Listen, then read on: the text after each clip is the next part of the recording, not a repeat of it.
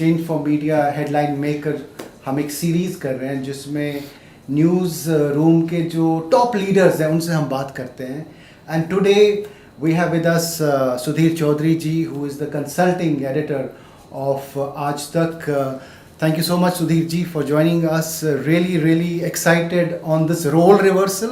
आज मैं आपसे सवाल पूछूंगा, आप रोज लोगों से सवाल पूछते हैं. Thanks for joining us. Thank you, Rohit. Let me start with black and white, क्योंकि just एक साल हो गया black and white को. So give me a sense of कि जो ये black and white का सफर था, ये कैसे pan out हुआ एक साल में? I would say a very pleasant and very satisfying journey. जब हमने दर्शकों के साथ इस रिश्ते को थोड़ा सा नए रूप में ढाला, इसे रीडिफाइन किया, तो जब मैं आज तक पर आया, आज तक तो देश का सबसे बड़ा प्लेटफॉर्म है और इतना प्रेस्टिजियस प्लेटफॉर्म है, तो मैं भी थोड़ा सा नर्वस था ये सोचकर कि मेरे जो दर्शक हैं वो इस नए प्रोडक्ट को कितना स्वीकार करेंगे. तो मुझे भी ऐसा लगा जैसे मैं अपनी पारी दोबारा से शुरू कर रहा हूँ. और हम लोगों के जीवन में जब भी हम कोई नया शो शुरू करते हैं तो हमारे प्रोफेशन में हम यही समझते हैं कि आप you are again starting from zero. सबसे अच्छी बात ये रही कि हमारे दर्शकों ने, मैं ये कहूँगा कि एक हफ्ता भी नहीं लगाया वापस आने में और अपने आप को इस प्लेटफॉर्म के साथ एसोसिएट करने में. तो कोशिश ये थी कि रिश्ता वही रहे, उसको थोड़ा सा हम रीडिफाइन करें, उस रिश्ते को फाइन ट्यून करें.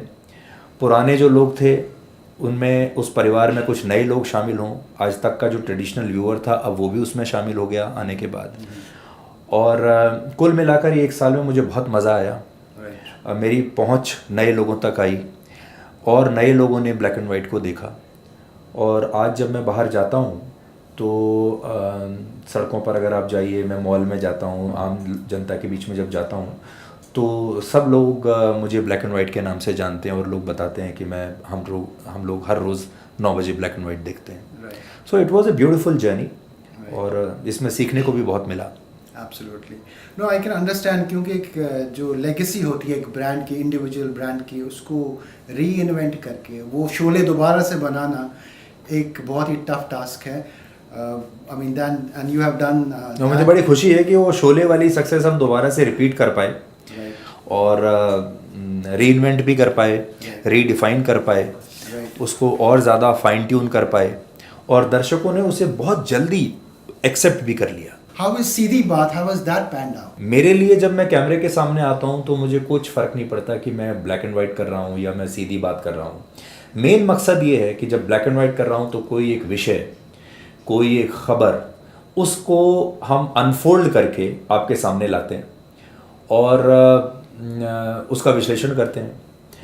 वो हम किसी भी फॉर्मेट में कर सकते हैं और सीधी बात में वही काम हम करते हैं किसी गेस्ट के ज़रिए कि उसको हम अपने सामने बैठाते हैं, उससे बात करते हैं और दर्शक उसके बारे में जो नहीं जानते हैं उसे हम अनफोल्ड करके दर्शकों तक लेकर आते हैं. दोनों शोज़ मैं बहुत एंजॉय कर रहा हूँ एंड आई होप कि हमारे जो दर्शक हैं वो भी बहुत एंजॉय कर रहे होंगे. मुझे इस नए रूप में देखकर उन्हें भी बहुत अच्छा लग रहा होगा. तो जब आप देखते हैं न्यूज़ रूम्स पिछले 3 दशक में और अभी का जो न्यूज़ रूम है, what is the big difference जो आपको दिखता है? आई थिंक सबसे बड़ा डिफरेंस तो है टेक्नोलॉजी. 30 साल पहले जब मैंने अपना करियर शुरू किया था तो बिल्कुल अलग टेक्नोलॉजी थी और आज बिल्कुल अलग टेक्नोलॉजी है. मैं आपको एक एग्जांपल देना चाहता हूँ. 1999 में जब मैं कारगिल वॉर कवर कर रहा था तो सबसे बड़ी चुनौती ये थी कि कारगिल से जो आपने शूट किया है वो दिल्ली कैसे पहुँचे. मैंने कैप्टन विक्रम बत्रा का एक इंटरव्यू किया था उस समय. जब तक वो इंटरव्यू प्रसारित हुआ तब तक कैप्टन विक्रम बत्रा शहीद हो चुके थे. तो वहाँ से उस टेक्नोलॉजी की मैं बात कर रहा हूँ. और आज जो टेक्नोलॉजी आप देख रहे हैं, आज तो हम एक लोकेशन पर हमारा पीसीआर है, एक लोकेशन पर रिपोर्टर है, दूसरे लोकेशन पर हमारा एंकर है. तो टेक्नोलॉजी ने सब कुछ बहुत आसान बना दिया. अब ये तो आसानी की बात है. अब मुश्किल बात क्या है? टेक्नोलॉजी के बाद जो सबसे बड़ी चुनौती है वो ये है कि इतने सारे जनरेशन्स को एक के बाद एक आपको केटर करना है. और एक और बात जो हुई, टेक्नोलॉजी सिर्फ हमारे पास नहीं आई, टेक्नोलॉजी हमारे व्यूअर के पास भी चली गई. आज अगर मैं लाइव कर सकता हूँ यहाँ से तो हमारा दर्शक भी अपने घर से कहीं भी बैठे बैठे एक लाइव ब्रॉडकास्ट कर सकता है। हमारे दर्शक के हाथ में एक स्मार्टफोन है। आज न्यूज़ चैनल्स पर तस्वीरें पहले नहीं आती, सबसे पहले सोशल मीडिया पर आती है, उसके बाद न्यूज़ चैनल्स पर आती है। तो सोशल मीडिया जो है उसका जो प्रेजेंस है अब मेन स्ट्रीम मीडिया के साथ साथ as a parallel source of information, उसने हमारे काम को बहुत चैलेंजिंग बना दिया है। और ये ऐसा दौर है जब आपको लगातार अपने आप को इनोवेट करते जाना है, लगातार अपने फॉर्मेट्स को बदलते जाना है।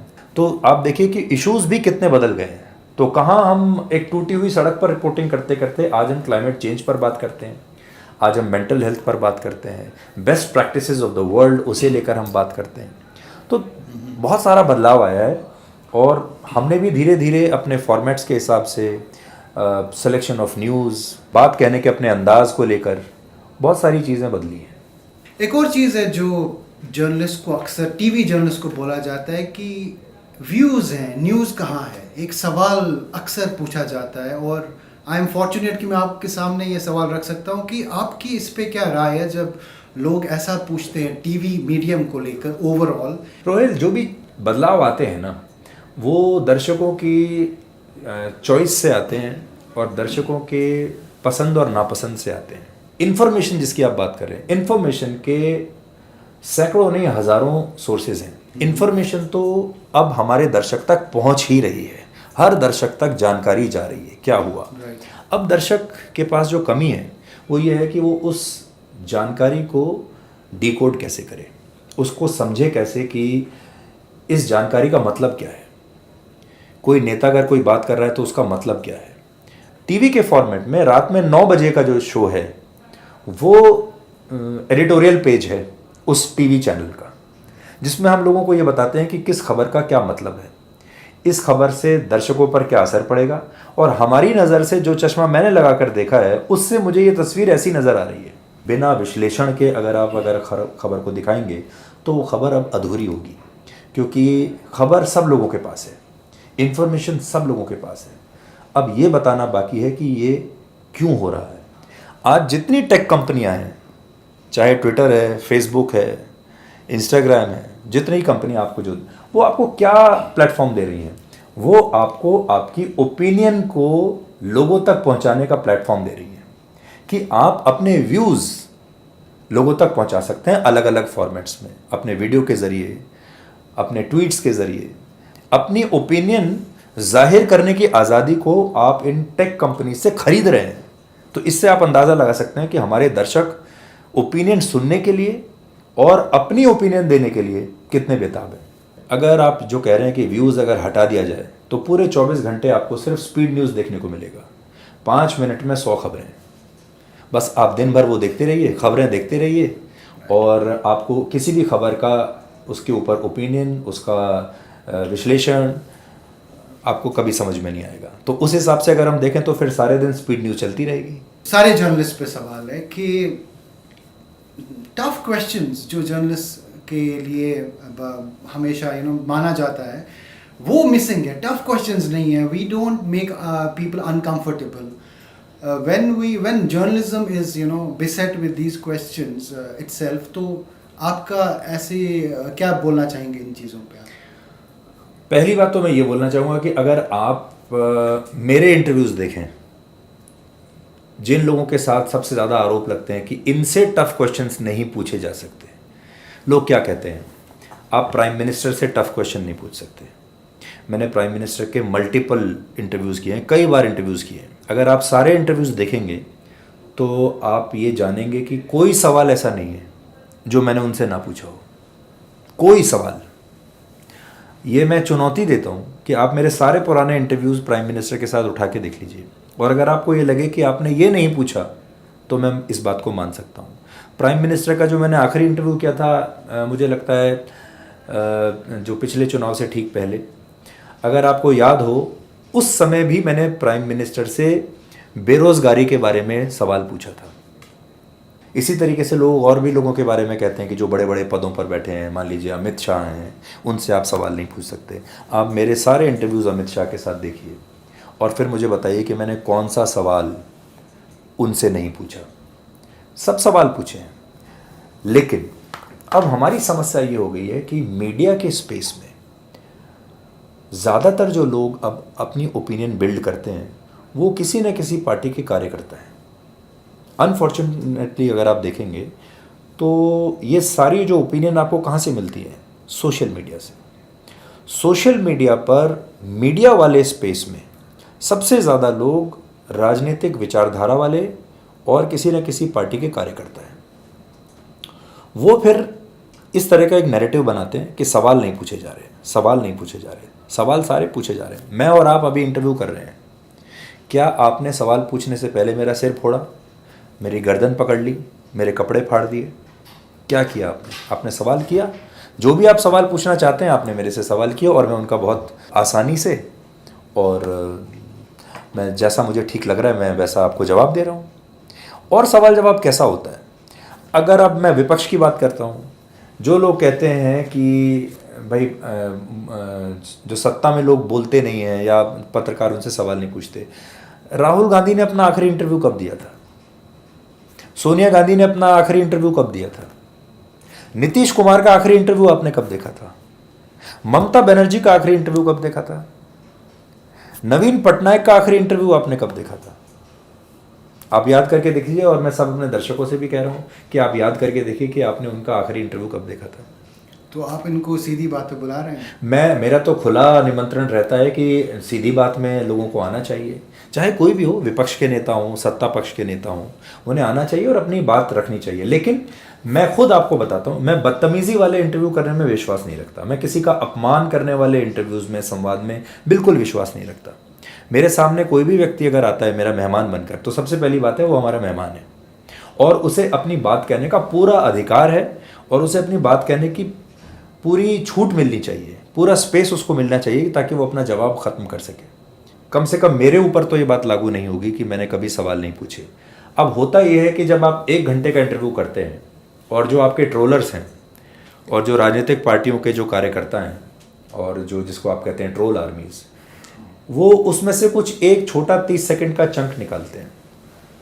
जैसे आपने मुझसे सारे सवालों के बाद अगर आपने मुझसे ये पूछा कि सुधीर जी आप खाली टाइम में क्या करते हैं,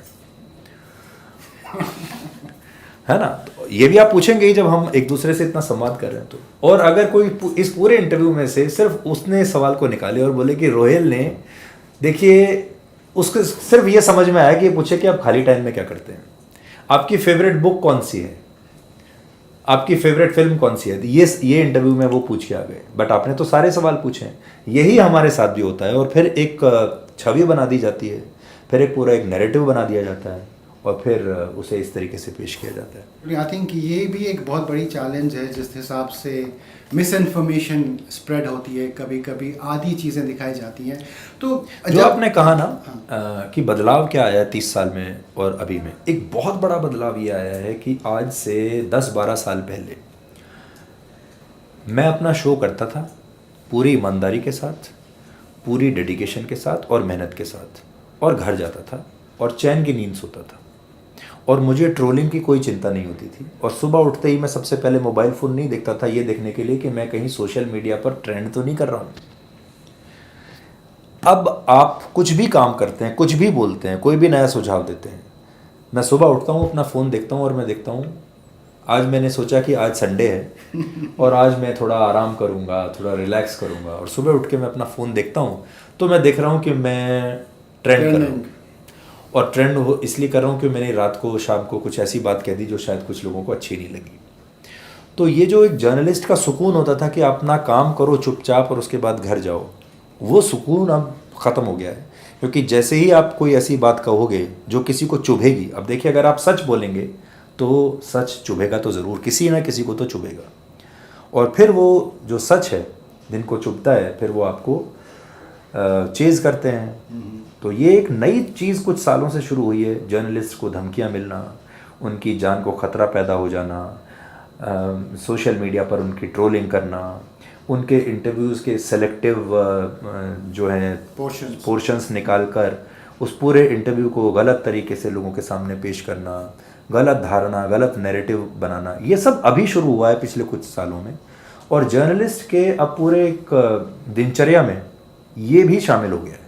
आई वांट टू नो, जब ऐसी होती हैं चीज़ें जर्नलिस्ट के साथ, आपके साथ होता रहता है ऐसी चीज़ें कि लोग आउट ऑफ कॉन्टेक्स्ट चीज़ें करके ट्रेंडिंग, तो जब ये अनफेयर क्रिटिसिज्म होता है, how do you deal with it? देखिए, जब सोशल मीडिया नया नया आया था, मैं अपना शो करने के बाद घर जाने के बाद देखता था कि लोग क्या कह रहे हैं, और उस समय काफ़ी हद तक ईमानदार ओपिनियन दर्शकों की मिलती थी। फिर धीरे धीरे वो डाइल्यूट होना शुरू हुआ, क्योंकि आपको याद होगा 2013-14 के आसपास सोशल मीडिया को राजनीतिक पार्टियों ने इस्तेमाल करना शुरू कर दिया था। इससे पहले सोशल मीडिया को राजनीतिक पार्टियां चुनाव के लिए इस्तेमाल नहीं करती थी, चुनाव प्रचार के लिए इस्तेमाल नहीं करती थी। ये 2012-13 में शुरू हुआ। तो शुरू में जब मुझे दर्शकों का कोई ऐसा वो आता था तो मैं परेशान होता था। फिर बाद में ट्रोलिंग होती थी तो शुरू में मैं परेशान होता था और मैं देखता था कि मेरा किस तरह का क्रिटिसिज्म है। देखिए, I am open to criticism. अगर मेरे काम को लेकर दर्शकों ने कुछ अपना पॉइंट ऑफ व्यू दिया है, मैं उसे स्वीकार करने के लिए बिल्कुल आई एम ओपन, और मैं बहुत ध्यान से देखता हूँ कि दर्शक क्या कह रहे हैं। तो पहले हमें समझ में नहीं आता था कि कौन सा दर्शक है और कौन ट्रोलर है और कौन किसी राजनीतिक पार्टी का कार्यकर्ता है जो कि एजेंडा सेट करने के लिए आया है। पहले हम समझ नहीं पाते थे। अब अगर आप मुझे कहें, अब मैं तुरंत एक नज़र में समझ जाता हूँ कि ये दर्शक है, ये ट्रोलर है और ये राजनीतिक पार्टी का कार्यकर्ता है। तो अगर मुझे दर्शक की राय मिलती है तो मैं सर आँखों पर उस राय को लेता हूँ। वो कुछ बताता है अपनी ओपिनियन, तो मैं देखा आप उस पर कमेंट करते तो मैं लिखता हूँ, बिल्कुल लिखता हूँ। लेकिन अगर मुझे लगता है कि ये नकली है, ये ट्रोलर है, ये किसी ख़ास मकसद से ऐसा कर रहा है, तो फिर मैं अब उसको इग्नोर करता हूँ। तो मुझे वो उसको ब्लैक एंड वाइट में डिफ्रेंशिएट करने की जो कला है वो मुझे समझ में आ गई है। तो as far as viewers are concerned, I am very open for any kind of feedback. उस फीडबैक पर हम काम भी करते हैं, इम्प्रूवमेंट भी करते हैं। और ऐसा नहीं है, देखिए मैं इंसान हूँ, हर रोज़ एक लाइव शो होता है, रोज़ सालों साल बिना रुके आप हर रोज़ एक लाइव शो कर रहे हैं। ऐसा कैसे हो सकता है कि आपसे गलती ना हो? कई बार बोलने में गलती हो जाती है, कई बार पढ़ने में गलती हो जाती है, कई बार दिमाग में विश्लेषण करने में गलती हो जाती है, चीज़ को समझने में भी गलती हो जाती है, which is normal for any human being. वो गलती इंटेंशनल नहीं होनी चाहिए, बस जानबूझकर ना की गई हो, वो माफ़ नहीं हो सकती बस। तो बाकी तो I am very open for this kind of feedbacks. Sudhir ji, एक और सवाल है कि न्यूज़ रूम में नॉइज़ बहुत आ गई है, और नॉइज़ की वजह क्या है? What is driving that noise according to you? मुझे लगता है पहली वजह तो टीआरपी हो सकती है, क्योंकि न्यूज़ में जो अलग अलग फॉर्मेट्स लोग फॉलो करते हैं उसमें सबसे जो पहला पैरामीटर होता है वो ये है कि दर्शक देख रहे हैं या नहीं, और उससे आपको टीआरपी कितनी मिल रही है। और बहुत सारे लोग उसके पीछे ये लॉजिक देते हैं कि शायद हमारे दर्शक लाउड न्यूज़ सुनना चाहते हैं, लाउड डिबेट सुनना चाहते हैं जिसमें एक दूसरे का अपमान हो रहा हो, जिसमें एंटरटेनमेंट भी हो, न्यूज़ भी हो, और हमारे दर्शक जो हैं वो लाल रंग में ब्रेकिंग न्यूज़ की पट्टी वही देखना चाहते हैं। दूसरी तरफ मैं जब बाहर जाता हूँ और लोगों से मिलता हूँ तो जो लोग मुझे मिलते हैं वो ये कहते हैं कि हम इस लाउड न्यूज़ से परेशान हो गए हैं, सारे दिन ब्रेकिंग न्यूज़ चलती रहती है, हमें अच्छा नहीं लगता, हमें इतने लाइव जो लाउड डिबेट्स हैं 1 घंटा देखने के बाद भी हमें कुछ हासिल नहीं होता, कोई हम किसी कंक्लूजन पे नहीं पहुंचते, ना ही हमारी कोई जानकारी में कोई वृद्धि होती है। तो ये दर्शक जो बाहर, जब आप दर्शक से पूछते हो तो वो ये कहता है, do ratings bother you? No, ratings do not bother me. मैं रेटिंग्स के लिए काम भी नहीं करता, और जब मैं अपना शो प्लान कर रहा होता हूँ तो रेटिंग्स मेरे दिमाग में कहीं नहीं होती। मेरे दिमाग में मेरा व्यूअर होता है, मेरे दिमाग में वो लाखों करोड़ों परिवार होते हैं जो मुझे रात को देखने वाले हैं। मैं उनकी पसंद नापसंद, उनकी अवेयरनेस, उनकी लाइफ की प्रॉब्लम्स और सॉल्यूशन बेस्ड कंटेंट क्या हो सकता है जिससे उन्हें देखने के बाद कुछ फ़ायदा हो, ये करके मैं प्लान करता हूँ अपना शो।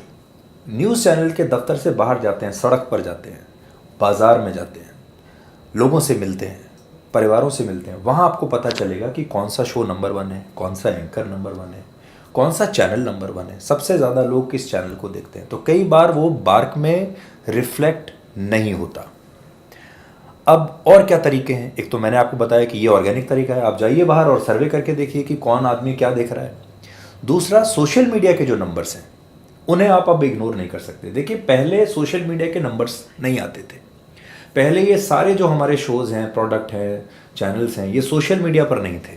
आज सब चैनल्स यूट्यूब पर भी हैं, फेसबुक पर भी हैं, ट्विटर पर भी हैं, और भी बाकी सब सोशल मीडिया चैनल्स पर हैं। सिंगल एजेंसी की मोनोपोली का समय चला गया।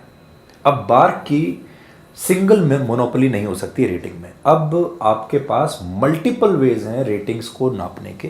तो मेरे हिसाब से मुझे लगता है कि आज बार्क का जो पूरा वेटेज है वो 25% से ज़्यादा नहीं होना चाहिए। अगर आप टोटलिटी में अगर किसी की लोकप्रियता को नापने जाएं, आप 25% बार्क को लीजिए, लेकिन साथ ही आपको सोशल मीडिया पर जो नंबर्स आ रहे हैं, जो रियल टाइम नंबर्स हैं, जो ऑर्गेनिक नंबर्स हैं, देखिए, एक दर्शक भी अगर नया जोड़ता है और एक दर्शक भी छोड़कर जाता है तो आप सोशल मीडिया पर देख सकते हैं, यूट्यूब पर देख सकते हैं। तो अब उसको ज़्यादा वेटेज देने का समय आ गया है। और जब आप देखेंगे तो रेटिंग्स में आपको सारे टाइम सीमा हैदर क्यों दिखाई दे रही है आजकल? आप देखिए कि सारे चैनल्स प्राइम टाइम में रोज़ सीमा हैदर दिखा रहे हैं, क्योंकि उसमें रेटिंग है और लोग बार्क रेटिंग के पीछे हैं। क्यों बार बार यूक्रेन की जो खबर है, युद्ध की खबर, वो अभी तक चलती रहती है? क्यों बार बार नॉर्थ कोरिया की खबर बार बार आ जाती है, किम जोंग उन की खबर हमारे चैनलों पे चलती रहती है? हमारा क्या इतना ज़्यादा हम प्रभावित हैं नॉर्थ कोरिया से कि नॉर्थ कोरिया में जो भी हो रहा है हम उसको कई कई दिन तक दिखाएंगे? उसका कारण ये है कि उससे बार्क की रेटिंग्स आती हैं, और बार्क की रेटिंग अब हमारे कंटेंट को गलत तरीके से प्रभावित करने लगी है। देखिए, रेटिंग्स अच्छी बात है, किसी की लोकप्रियता को जांचना, मापना अच्छी बात है, पता कैसे चलेगा? लेकिन अगर वो रेटिंग आपके कंटेंट को बुरी तरह प्रभावित करने लगे तो ये खतरनाक बात है। 3 दशक की जर्नलिज्म में what have been your biggest learnings also? अगर हम देखें, आपने बहुत लंबी लंबी इनिंग्स खेली हैं हर जगह जहाँ भी आपने you have been associated with, और हर जगह का एक कल्चर होता है, आप उसमें अपने आप को डालते हैं। तो जैसे आप अभी you are in a new group with the new group, so how do you adjust to the culture of the place, and what have been your learnings in those 30 years? देखिए, मैं अपने आप को एक प्लेयर की तरह देखता हूँ, जो कि अलग अलग पिच पर आपको खेलने को, अलग अलग मैच खेलते हैं, आप वो अलग स्टेडियम में खेलते हैं, अलग पिच पर खेलते हैं, जहाँ आप क्राउड भी एकदम अलग अलग है। तो इससे मैं ऐसे ही सोचता हूँ कि मैं प्लेयर तो मैं वही हूँ और मुझे खेलना आता है, मुझे मेरा गेम पता है, लेकिन आज मैं एक नए इकोसिस्टम, एक नए स्टेडियम में खेल रहा हूँ, जिसकी पिच अलग है, जिसमें लोग जो बैठे हैं सामने वो अलग हैं, पिच कंडीशंस अलग हैं। India today group is very prestigious, देश का सबसे बड़ा और सबसे इज़्ज़तदार मीडिया हाउस है।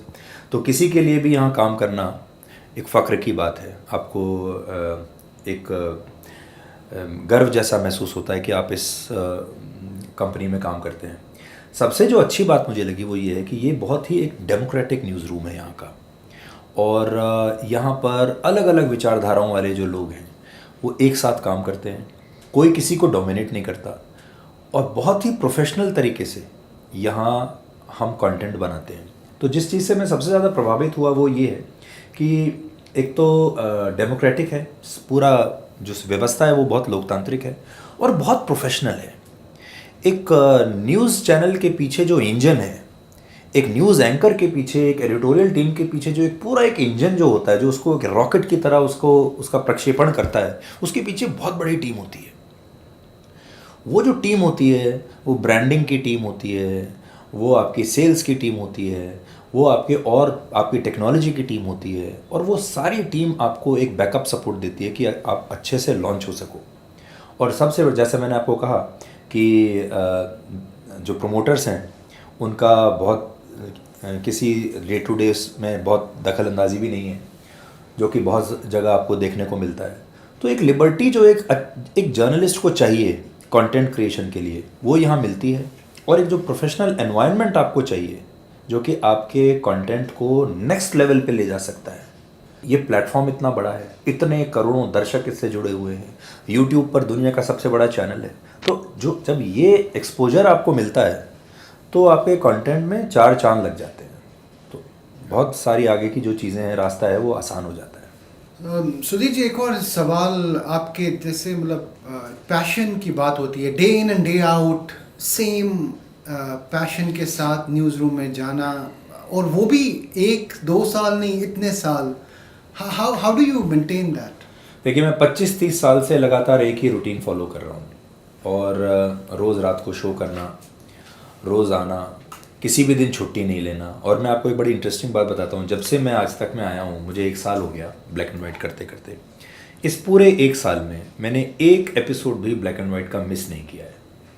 इस दौरान बहुत सारी चीज़ें हुई होंगी, तबीयत भी ख़राब हुई होगी, काम भी बहुत आए होंगे, फैमिली का प्रेशर भी होगा, बहुत चीज़ें थी, लेकिन मैंने एक दिन भी ब्लैक एंड वाइट मिस नहीं किया। नॉन स्टॉप मैंने पूरे साल काम किया है।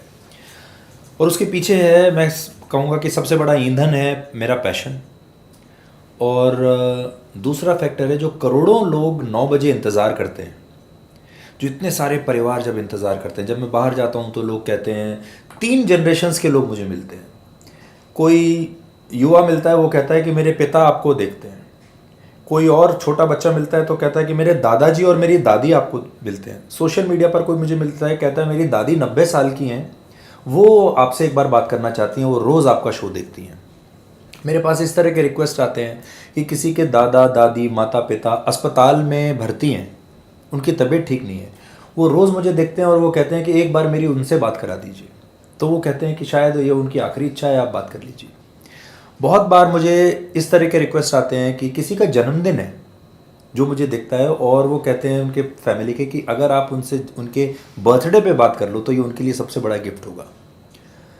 तो ये जो एक रिश्ता बन गया है इतने करोड़ों लोगों के साथ, और आपको लगता है कि 9 बजे आपको एक ख़ास प्लेटफॉर्म पर रोज़ उनके साथ मिलना है और वो वेट कर रहे हैं आपका, तो फिर मेरी भी ये ड्यूटी बन जाती है, मेरा कर्तव्य हो जाता है कि मैं भी किसी भी दिन उन्हें निराश ना करूं। 2 तरह से निराश ना करूं, एक तो मैं हर रोज़ वहाँ मौजूद रहूं, और दूसरा जो उन्हें मुझसे उम्मीदें हैं जिस तरह के कंटेंट की, मैं उस उम्मीद पर खरा उतरूं और मैं उन्हें ख़राब कंटेंट ना दूं। तो ये 2 चीज़ें हैं which keep me going all the time, और जो मुझे ऐसा लगता है कि अब मुझे इन्हीं के लोगों के साथ रहने में मज़ा आता है। How do you spend your time? I also got to know कि for your show you got 1 lakh WhatsApp messages. How do you handle this, and then how do you find time for yourself? What do you do after you, once you're done with your daily, the day? देखिए, जो आपको जो messages की जो मैं बात बता रहा था, वो तो वही है जो मैंने थोड़ी देर पहले आपको बताया कि मान लीजिए हमने ये 1 साल पूरा हुआ और हमने दर्शकों से कहा कि आप 1 साल पूरा होने पर ब्लैक एंड वाइट के अपनी राय, अपना मैसेज भेजिए, तो 1 लाख मैसेज आ गए। इससे पहले जब हम अपने शो का नाम रख रहे थे तब भी लाखों मैसेज आ गए थे। सोशल मीडिया पर जो ट्रैक्शन आता है वो भी बहुत ज़्यादा होता है। तो ये तो दर्शकों का प्यार है, जो आई वुड से कि मैं बहुत किस्मत वाला हूँ, मैं बहुत लकी हूँ कि इतना लोग मुझे प्यार करते हैं। इतने वर्षों तक जब आप न्यूज़ में काम करते रहते हैं तो कभी इस बात का आभास नहीं होता कि आप अब काम कर रहे हैं और अब आप नहीं कर रहे हैं। तो मुझे ऐसा लगता है कि मैं 24 घंटे ही, if I am not physically in the news room, but then I am mentally in the news room, and I am mentally in that pressure cooker all the time. जब मैं कॉन्स्टेंटली ये सोचता रहता हूँ कि अच्छा कंटेंट कैसे बनाया जाए, नया आइडिया क्या हो सकता है, क्या नई चीज़ हो सकती है, क्या नया सीखा जा सकता है। अब उसके लिए कभी कभी आपको अपना दिमाग जब रेस्ट करना होता है, मेरा एक शौक लोगों के बीच में जाके उनके साथ कभी चाय पीना, कभी कॉफ़ी पीना, इंटरेक्शन करना आम लोगों के साथ। मुझे सबसे अच्छा ये लगता है, क्योंकि हर व्यक्ति की एक अलग कहानी है, हर व्यक्ति आपको आके एक नई चीज़ बताता है, तो आपको बहुत जानने को मिलता है। स्टूडियो से बाहर अगर आप निकलते हैं जितना ज़्यादा, तो आपको जनता की नब्ज़ समझ में आती है। तो एक तो मेरा ये, एक किताब पढ़ने के बजाय मैं सोचता हूँ कि आप 100 लोगों से मिल लीजिए, एक तो ये है। अखबार मैं बहुत पढ़ता हूँ, किताब पढ़ने का समय तो कम मिलता है मुझे, बट मैं अखबार दिन में 9-10 अखबार मैं ज़रूर पढ़ता हूँ। तो अखबार पढ़ने का मुझे बहुत शौक़ है, और मुझे ये शौक़ है देखने का कि 10 अखबारों ने एक ही खबर को कैसे अलग अलग तरीके से कवर किया है, कैसे अलग अलग तरीके से हर अखबार की अपनी अलग ओपिनियन है, और उनके तर्क क्या हैं इसके पीछे। ये मुझे देखने में बहुत मज़ा आता है। मुझे फ़िल्में देखने का बहुत शौक़ है, तो मैं कोशिश करता हूँ कि फ़िल्में देखूँ, क्योंकि फ़िल्म देखना जो है वो, उससे भी आपको लोगों की नब्ज़ पता चलती है, आपको पता चलता है इस देश में क्या कंटेंट बन रहा है, क्या कंटेंट चल रहा है, कोई फिल्म फ्लॉप होती है तो भी मैं देखता हूँ ये देखने के लिए कि भाई क्या नहीं बनाना है, लोगों ने इस फिल्म को रिजेक्ट किया है तो क्यों किया है, तो उससे आप आगे गड्ढे में गिरने से बच सकते हैं. But I like this film making craft. मैं सीखने की भी कोशिश करता हूँ कि कैसे ये होता है. तो ये कुछ चीज़ें हैं जो मैं करता हूँ खाली वक्त में. आपका फेवरेट एक्टर कौन है? I think to be very honest मेरे फेवरेट एक्टर बदलते रहते हैं. अभी कौन है? अगर आप एक व्यक्ति का नाम जाने सोचें जिसको कि मैं, जो अभी तक सबसे ज़्यादा लंबे समय तक मेरे दिमाग में है, वो है अमिताभ बच्चन. टॉम क्रूज बहुत पसंद है. 2 एक्टर्स के नाम मैं आपको बता सकता हूँ. मेरा आखिरी सवाल है, यहाँ से न्यूज़ टीवी अभी कनेक्टेड टीवी हो रहा है, बहुत सारी चेंजेस हो रही हैं, तो future of television news what is that according to? I think देखिए, प्लेटफॉर्म्स बदलते चले जाएंगे, डिवाइसेस बदलते चले जाएंगे. जब हमारे देश में रेडियो आया था तो लोग सोचते थे अब अखबार बंद हो जाएगा. फिर जब टीवी आया तो रेडियो और अखबार बंद हो जाएगा, लोग ऐसा कहते थे. फिर इंटरनेट आया तो लोगों ने कहा टीवी अखबार सब बंद हो जाएंगे. बट आज हमारे देश में रेडियो भी है, अखबार भी है, टीवी भी है और इंटरनेट भी है, और सब सर्वाइव कर रहे हैं. मुझे ऐसा लगता है कि टीवी भी सर्वाइव करेगा, लेकिन फॉर्मेटिंग अलग अलग हो जाएगी, और कंटेंट का जो फॉर्मेट है वो टीवी के लिए अलग हो जाएगा आगे भविष्य में चल के, और आपके अलग अलग डिवाइस के लिए आपके पास टेलर मेड कंटेंट बनने लगेगा. जैसे आज आप इंस्टाग्राम की रील के लिए अलग कंटेंट बनता है, किचन सेम है. मेरे ही शो में मैं इंस्टाग्राम के लिए एक अलग रील बनाता हूँ, फेसबुक के लिए अलग बनाता हूँ, और ट्विटर के लिए अलग बनाता हूँ, और टीवी के लिए अलग बनाता हूँ. बट प्रोडक्ट मैं ही हूँ. शो का नाम ब्लैक एंड वाइट ही है, शो का नाम सीधी बात ही है, लेकिन उसको मैं अलग अलग प्लेटफॉर्म्स और उस प्लेटफॉर्म को यूज़ करने वाले लोगों के लाइक्स और डिसलाइक्स के हिसाब से मैं उनको उनके सामने पेश करता हूँ. So I believe the kitchen is going to be the same, but जो सप्लाई लाइन्स हैं उसकी अलग अलग, किचन के साथ जब वो आगे जाएंगी वो सप्लाई लाइन्स अलग अलग हो जाएंगी, और फिर उसमें आप टेलर मेड कंटेंट आप बनाने लगेंगे. टीवी का अगर आप मुझसे पूछें तो मुझे ऐसा लगता है कि टीवी आगे चलकर सिर्फ अपॉइंटमेंट व्यूइंग के लिए एक डिवाइस बन जाएगा, जिसमें लोग अपॉइंटमेंट व्यूइंग वाला फॉर्मेट देखना चाहेंगे. जो एनी टाइम न्यूज़ और जो स्नैकिंग जिसको हम बोलते हैं कि news channels are like casual snacking, उसके लिए शायद लोग फिर टीवी को प्रेफर ना करें. लेकिन हमारे लिए चुनौती है कि अगर हम चाहते हैं कि लोग हमें टीवी पर देखें तो हमें ऐसे शोज़ बनाने पड़ेंगे जो कि अपॉइंटमेंट व्यूइंग के दायरे में आते हों. फॉर्चुनेटली अभी तक मैंने जो शो किए हैं उनके लिए अपॉइंटमेंट व्यूइंग बनी है, और लोग रात को 9 बजे एक अपॉइंटमेंट व्यूइंग के तहत आते हैं देखने के लिए. अब अगर मैं शो इसी तरीके से मेंटेन करके रखता हूँ और अपने आप को लगातार रीइन्वेंट करता चला जाता हूँ, तो हो सकता है कि पूरी न्यूज़ इंडस्ट्री में 2-4 शोज़ ऐसे रहें जिनको कि लोग टीवी पर देखने के लिए भी आ जाएं अपॉइंटमेंट व्यूइंग के तहत. अदरवाइज़ फिर जो न्यूज़ है, जैसा मैंने आपको बताया, एनी टाइम न्यूज़ और इन्फॉर्मेशन वो आपको अलग अलग डिवाइसेस पे हर वक्त उपलब्ध है ही. शुक्रिया सुधीर जी हमसे बात करने के लिए on headline makers, and thanks for answering all the questions, वो भी सीधी बात और ब्लैक एंड वाइट अंदाज में. Thank you so much.